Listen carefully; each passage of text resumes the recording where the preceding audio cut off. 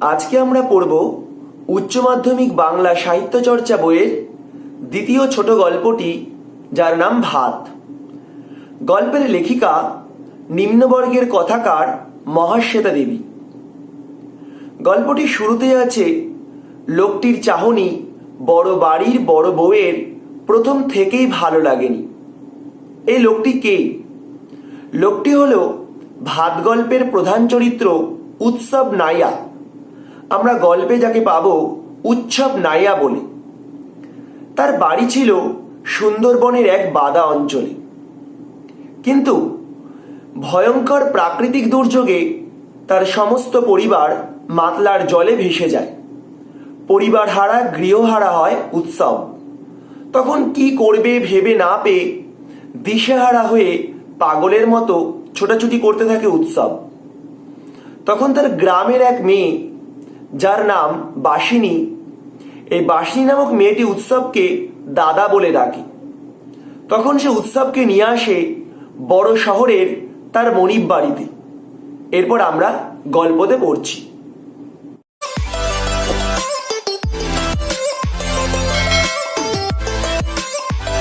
লোকটির চাহনি বড় বাড়ির বড় বউয়ের প্রথম থেকেই ভালো লাগেনি। কিরকম যেন উগ্র চাহনি, অর্থাৎ কার চাহনি? উৎসব নাইয়ার, যে বড় শহরের মনিব বাড়িতে এসেছে। আর কোমর পর্যন্ত ময়লা লুঙ্গিটা অত্যন্তই ছোট, চেহারাটা বুনো বুনো। কার? সেই উৎসবের। কিন্তু বামুন ঠাকুর বলল, মানে সেই মনিব বাড়িতে যে রান্না করে সেই বামুন ঠাকুর বলল, ভাত খাবে, কাজ করবে। অর্থাৎ যখন উৎসব বড় বাড়িতে এসছিল, সেই বাড়িটির বড় বউ, অর্থাৎ অনেকগুলি বউ আছে, তার মানে বড় পরিবার, তার ভালো লাগেনি উৎসবেরই পোশাক আশাক দেখে। কিন্তু রাঁধুনি বামুন ঠাকুর বলল, ভাত খাবে, কাজ করবে। কোথা থেকে আনলে? বড় বউ বলছে, কোথা থেকে আনলে একে? এ সংসারে, অর্থাৎ সেই বড় সংসারটিতে সবকিছুই চলে বড় পিসিমার নিয়মে। বড় পিসিমা বড় বউয়ের পিসি শাশুড়ি হন, অর্থাৎ বড় বউয়ের শ্বশুরের বোন হন। খুবই অদ্ভুত কথা, তার বিয়ে হয়নি। এই প্রশ্নটি আসতে পারে শর্ট কোশ্চেনে। খুবই অদ্ভুত কথা। অদ্ভুত কথাটি কি? সে পিসি শাশুড়ির বিয়ে হয়নি। সবাই বলে, কি বলে, সংসার ঠেলবার কারণে অমন বড়লোক হয়েও ওরা মেয়ের বিয়ে দেয়নি, অর্থাৎ পিসি শাশুড়ির বিয়ে দেয়নি। তখন বউ মরে গেলে বুড়োকর্তা সংসার নিয়ে নাটাঝামটা হচ্ছিল। আসলে এখানে বুড়োকর্তা দুজনকে বুড়োকর্তা বলা হয়েছে। প্রথম বুড়োকর্তা এবং দ্বিতীয় জন ছিল বুড়োকর্তা। এখানেই গল্পের সবচেয়ে একটু ইম্পর্টেন্ট জায়গা। তখন বউ মরে গেলে বুড়োকর্তা সংসার নিয়ে নাটাঝামটা খাচ্ছিল, অর্থাৎ বেশ অসহনীয় হয়ে উঠছিল তার সংসার নিয়ে। বড় বাড়ির লোকেরা বলে, ওর বিয়ে ঠাকুরের সঙ্গে। ওর বলতে কার? সে পিসি শাশুড়ির বিয়ে ঠাকুরের সঙ্গে। উনি হলেন দেবতার সেবিকা, মানে দেবতার সেবা করেন পিসি শাশুড়ি। বড় বাড়িতে শিব মন্দিরও আছে একটা। বুড়োকর্তা এ রাস্তার সবগুলো বাড়ি শিব, মহেশ্বর, ত্রিলোচন, উমাপতি এমন বহু নামে শিবকে দিয়ে রেখেছিলেন। অর্থাৎ এই রাস্তার সবগুলো বাড়িকেই নতুন নতুন নামে তিনি দিয়ে রেখেছিলেন শিবের নামে। দূরদর্শী লোক ছিলেন কে? এই বুড়োকর্তা। তার জন্যই এরা করে খাচ্ছে, অর্থাৎ পরবর্তী সন্তান নাতি নাতনিরা করে খাচ্ছে। বড় পিসিমা নাকি বলেছিলেন, উনি আমার পতিদেবতা। উনি বলতে কে? এখানে ব্যাখ্যাটি আমি লিখে রেখেছি, শিব। মানুষের সঙ্গে বিয়ে দিও না, অর্থাৎ সে মানুষের সঙ্গে বিয়ে করতে চায় না, কারণ সে ঈশ্বর সমতুল্য শিবকেই তার পতিদেবতা বলে মেনে নিয়েছে। এসব কথা সত্যি না মিথ্যে কে জানে। বড় পিসিমা চিরকাল এ সংসারে হেসেল দেখছেন। হেসেল মানে রান্নাঘর দেখেছেন। ভাড়াটে বাড়িতে মিস্ত্রি লাগিয়েছেন এবং তার বাবার সেবা করেছেন, কারণ তার মা মারা গেছে, অর্থাৎ তার বাবাকেই সব সেবা করেছে।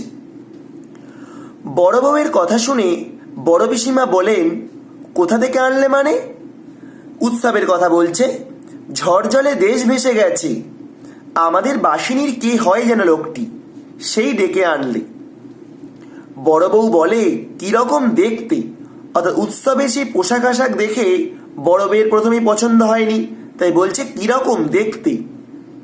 তখন আবার বড় পিসিমা বলেন, ময়ূর ছাড়া কার্তিক আসবে নাকি? তোমরা অর্থাৎ তোমাদের তো 10টা পয়সা দিতে পারবে না প্রাণে ধরে, অর্থাৎ তোমরা এতটাই কিপটে 10টা পয়সা তোমরা হাতে ধরে দিতে পারবে না কেউ যদি একটু কাজ করে দেয়। আবার তোমাদের বাড়িতে 14 দফায় কাজ করবে, পেটে দুটো খাবে বই তো নয়, মানে এর বেশি তো আর কিছু নয়, শুধু দুটো খাবে। তাও আবার কেনা চাল তো নয়, বাদা থেকে চাল আসছে, বাদা মানে জলাভূমি থেকে চাল আসছে, তা দিতেও আঙ্গুল বেঁকে যাচ্ছে, মানে তোমরা এতটাই কিপটে। বড় বউ চুপ করে যায়। বড় পিসির কথায় আজকাল কেমন যেন একটা ঠেস থাকে, মানে একটু ব্যঙ্গ করে কথা বলে, বিদ্রূপ করে কথা বলে। তোমাদের মানে কি? বড় বউ বলছে। বড় পিসিমা কি অন্য বাড়ির লোক নাকি? এবার বড় পিসিমা আবার শেষ খোঁচাটি মারেন। তোমার শ্বশুরই মরতে বসেছে বাছা, যেখানে কিন্তু তোমাদের একটু দ্বন্দ্বের জায়গা। প্রথমজন ছিল বুড়ো কর্তা, অর্থাৎ বড় পিসিমার বাবা, তিনি মারা গেছেন। এখন বড় পিসিমার দাদার নামও কিন্তু বুড়ো কর্তা, অর্থাৎ বড় পিসিমা যদি দাদা সম্পর্কে বড় বউয়ের শ্বশুর হবেন। তাই বলছে তোমার শ্বশুরই মরতে বসেছে বাছা, অর্থাৎ বড় পিসিমার দাদা মরতে বসেছেন, সেজন্যই হোমযজ্ঞী হচ্ছে, তার জন্য একটা লোক খাবে। বড় বউ কোনো কথা বলে না, সব কথাই সত্যি। তার শ্বশুরই মরতে বসেছেন, তার বলতে কার? বড় বউয়ের শ্বশুরই কিন্তু মরতে বসেছেন। তোমরা যেটা কিন্তু ভালো করে নজর রাখবে, এই শ্বশুর বলতে কিন্তু বড় পিসিমার দাদা, আর বড় পিসিমার বাবা কিন্তু মারা গেছেন, তিনিও বুড়ো কর্তা ছিলেন। 82 বছরটা অনেক বয়স, কিন্তু শ্বশুর বেশ টনক ছিলেন। তবে ক্যান্সার বলে কথা, ক্যান্সার যে লিভারে হয় তাই বড় বউ জানতো না। তাহলে বড় বউ কি জানতো না? ক্যান্সার যে লিভারে হয়। বড় বউ প্রায় দৌড়ে চলে যায়। আজ অনেক কাজ। কি কি কাজ? মেজ বউ উনান পাড়ে বসেছে, অর্থাৎ আমরা বড় বউয়ের কথা জেনেছি, এবার মেজ বউয়ের কথা জানলাম, তিনি উনুন পাড়ে বসে আছেন। কেন? শাশুড়ির মাছ খাওয়া বুঝি ঘুচে যায়, তাই কয়েকদিন ধরে বড় ইলিশ, পাকা পোনার পেটি, চিতলের কোল, ডিম পোড়া ট্যাংরা, বড় ভেটকি মাছের যজ্ঞি লেগেছে। রেধে বেড়ে শাশুড়িকে খাওয়ানো তার কাজ। এই অংশটি তোমরা ভালো করে কিন্তু বাড়িতে পড়বে। আজ অনেক কাজ। কি বলল?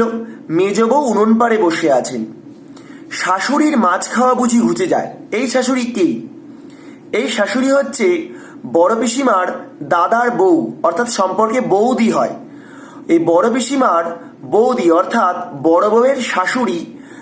শাশুড়ি যেহেতু মাছ খাওয়া ঘুচে যাবে, তাই মাছ খাওয়ানোর দায়িত্ব পড়েছে বড় বউ নয়, মেজ বউয়ের ওপরে। তাই কয়েকদিন ধরে বড় ইলিশ, পাকা পোনার পেটি, চিতলের কোল, ডিম পোড়া ট্যাংরা, বড় ভেটকি মাছের যজ্ঞি লেগেছে, মানে বিশাল আয়োজন। রেধে বেড়ে শাশুড়িকে খাওয়ানো মেজ বউয়ের কাজ। শ্বশুরের ঘরে নার্স। বড় বউ এখন গেল সে ঘরে। সে একটু বসলে পরে নার্স এসে চা খেয়ে যাবে, অর্থাৎ তার দাদার ঘরে, তার দাদা যেহেতু অসুস্থ, দাদার ঘরে নার্স আছে, আর তার দাদাকে দেখাশোনার দায়িত্ব পড়েছে নার্স এবং বড় বউয়ের। নার্স বেরোলে আবার বড় বউ ঢুকবে, আবার বড় বউ আসলে নার্স যাবে, এরকম কম্বাইন্ড করে। সেজো ছেলে বিলেতে, তার আসার কথা ওঠে না, অর্থাৎ আমরা সেজো ছেলের কথাও পেয়ে গেলাম, মানে সেজে বউ, সে ছেলের কথা এখানে দিয়েছে। ছোট মেজো ও বড় ঘুমাচ্ছে, মানে ছোট ছেলে, মেজো ছেলে ও বড় ছেলে ঘুমোচ্ছে। এবারই ছেলেরা বেলা 11টার আগে ঘুম থেকে ওঠে না, অর্থাৎ এই ছোট ছেলে, মেজো ছেলে, বড় ছেলে, এগুলো কারা? এগুলো হচ্ছে বড় পিসিমার দাদার ছেলে, সেই জন্যই তাদের চাকরি করা হয়ে ওঠেনি। 18খানা দেবত্র বাড়ি আর বাদা অঞ্চলে অসাগর জমি, মানে বিশাল বড় অঞ্চল, জমি থাকলে কাজ বা করে কে? শ্বশুরের ঘরে বসে বড় বউ এবার ভাবতে চেষ্টা করে, শ্বশুর নেই, যদি শ্বশুর যদি মারা যান, সে অবস্থাটা কেমন হবে? ক্যান্সার, লিভারে ক্যান্সার, তা আগে বোঝা যায়নি। এটি খুব গুরুত্বপূর্ণ শর্ট কোশ্চেন। তা আগে বোঝা যায়নি। কি বোঝা যায়নি? তার শ্বশুরের লিভারে ক্যান্সার ছিল। বোঝা গেল যখন, তখন আর কিছু করবার নেই। বড় বউ ভাবতে চেষ্টা করে তখনও চাঁদ সূর্য উঠবে কিনা। অর্থাৎ তার শ্বশুরকে সে এতটাই সম্মান করে, সে ভাবছে শ্বশুর মরে গেলে চাঁদ ও সূর্য উঠবে কিনা। শ্বশুর তার কাছে ঠাকুর দেবতার সমান। কেন? তার জন্য, অর্থাৎ বড় বউ তার শ্বশুরের জন্য দই পেতে ইসবগুল দিয়ে শরবত করে দিতে হতো তার। শত ঠাকুর আসুক, তিনি খেতে আসার 5 মিনিট আগে বড় বউকে করতে হতো রুটি লুচি। তার বিছানা পাততে হতো, পা টিপতে হতো, কত কাজ করতে হতো সারা জীবন ধরে। মানে তার শ্বশুরের অনেক কিন্তু দেখাশোনা করেছে বড় বউ। এখন সেসব কি আর করতে হবে না? কে জানে। ডাক্তার বলে দিয়েছে বলেই তো আজই যজ্ঞিয়ম হচ্ছে, মানে আর বেশিক্ষণ বাঁচবেন না। তাই যেহেতু ডাক্তার বলে দিয়েছে বেশিক্ষণ বাঁচবে না, তাই ছোট বউয়ের বাবা এক তান্ত্রিক এনেছেন। ডাক্তার না পারার পরে যদি তান্ত্রিক তার ঠিক যত্ন করতে পারে। বেল, কেওড়া, অশ্বত্থ, বট, তেঁতুল গাছের কাঠ এসেছে আদমন করে, মানে যজ্ঞ হবে। মানে তার শ্বশুরের যজ্ঞ কোন কোন কাঠে হবে, কাঠগুলির নাম তোমরা পড়বে। সেগুলি সব এক মাপে কাটতে হবে, এক মাপ করে। কালো বিড়ালের লোম আনতে গেছে ভজন চাকর। তাহলে ভজন চাকর কি আনতে গেছে? কালো বিড়ালের লোম। শ্মশান থেকে বালি আনতে হবে। এমন কত যে ফরমাস। অর্থাৎ এখন শ্বশুরকে বাঁচিয়ে তোলার জন্য যে যজ্ঞ হবে, সেই যজ্ঞের এই আয়োজন। কাঠ, তারপরে কালো বিড়ালের লোম আনতে হবে, শ্মশান থেকে বালি আনতে হবে। এই হচ্ছে বিভিন্ন পর্বের আয়োজন। তা ওই লোকটাকে ধরে আনা কাঠ কাটার জন্যে। ওই লোকটিকে, সেই উৎসব। ও নাকি কদিন খায়নি, বাসিনী এনেছে। আমরা আগেই বাসিনীর নাম পড়েছিলাম। বাদায় থাকে, অথচ ভাতের আহিনকে এতখানি। অর্থাৎ বড় বাড়ির লোকেরা জানে বাদা অঞ্চলে থাকলেই বিশাল ধান হয়, কিন্তু উৎসবের বাদায় কিন্তু কোনো ধান হতো না। তাই ওদের মনে এটাই এখন প্রশ্ন, বাদায় থাকে অথচ ভাতের আকাঙ্ক্ষা বা বাসনা এতখানি, এ আবার কি কথা? বাদায় চালের অভাব নাকি? দেখো না একতলায় গিয়ে, ডোলে ডোলে মানে স্তরে স্তরে কত রকম চাল থরে থরে সাজানো আছে, মানে পর্বে পর্বে সাজানো আছে। নার্স এসে বসে, বড় বউ আবার নেমে চলে যায়। আজ খাওয়া দাওয়া ঝপ করে সারতে হবে, তান্ত্রিক হোমে বসবার আগে। অর্থাৎ তান্ত্রিক আগেই বলে দিয়েছে যে আমাদের মানে যজ্ঞে বসার আগে খাওয়া দাওয়া তোমাদের সেরে ফেলতে হবে। হোম করে তান্ত্রিক শ্বশুরের প্রাণটুকু ধরে রাখবেন। ডাক্তার বলে দিয়েছে বেশিক্ষণ বাঁচবে না, তাই তান্ত্রিককে দিয়ে বাঁচিয়ে রাখা হবে শ্বশুরের প্রাণ।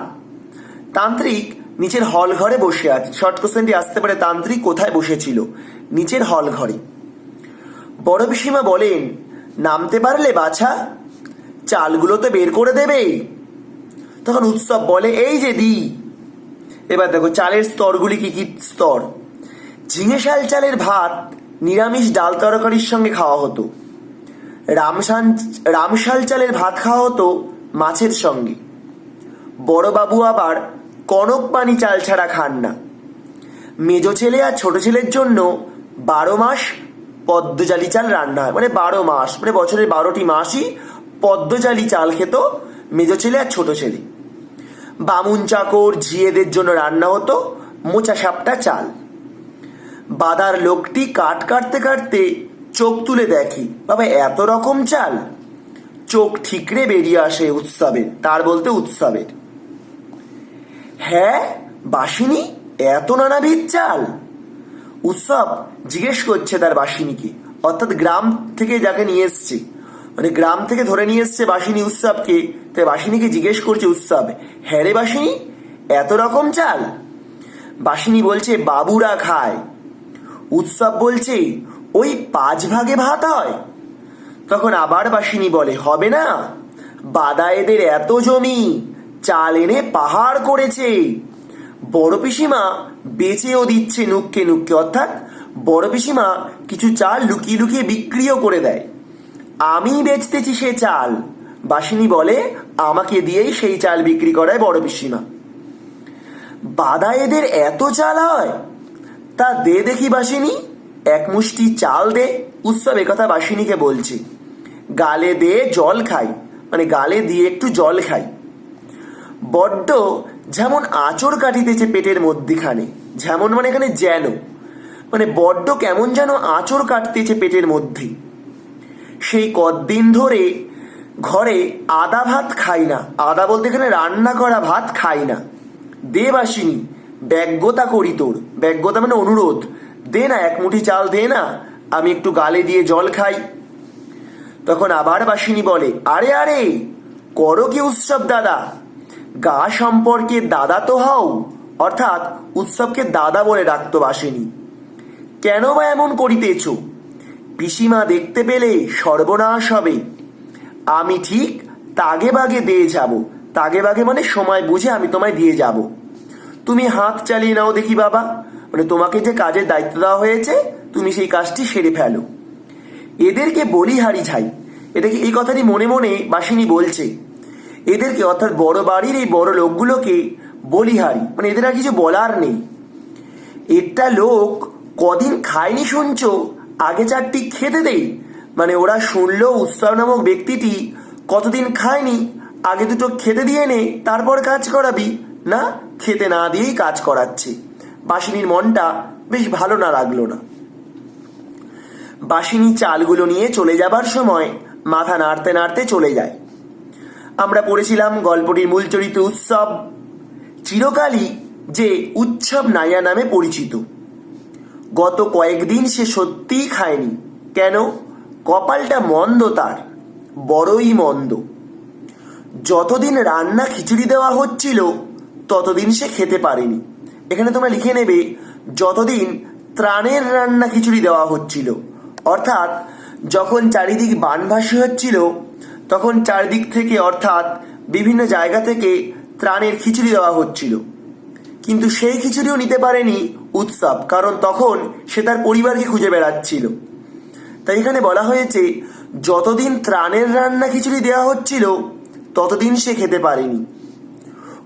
এবার তার পরিবার যে মাতলার জলে হারিয়ে গেছে, সে তার পরিবারকে খুঁজছে কি বলি, অচন্ননীর মা, অর্থাৎ তার পরিবারের মেয়ের নাম ছিল চন্ননী। চন্ননীর মা, চন্ননী রে, তোমরা রা কারো না কেন? রা কারো না মানে তোমরা সাড়া দিচ্ছ না কেন? কোথাওই লাগো, তোমরা কোথায় গেলে? বস্তুত এসব বলেই সে যখন খুঁজছিল বউ ছেলে মেয়েকে, তখন তার বুদ্ধি হরে গিয়েছিল। হরে মানে হারিয়ে গিয়েছিল। যখন মাতলার জলে তার পরিবার সব হারিয়ে গেল। কিভাবে হারিয়েছিল? একদিন তুমুল ঝড় বৃষ্টি শুরু হয়েছিল।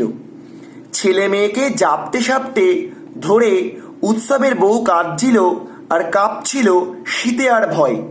এখানে কাঁপছিল শীতে আর ভয়, কি হবে তার পরিবারের। সে ঘরের মাঝ খুঁটি ধরে মাটির দিকে দাবাচ্ছিল বারবার, উৎসবের স্ত্রী। মাঝ খুঁটিটি মাতাল আনন্দে টলছিল, ধনুষ্টঙ্কা রোগীর মতো কেঁপে চেকে উঠছিল।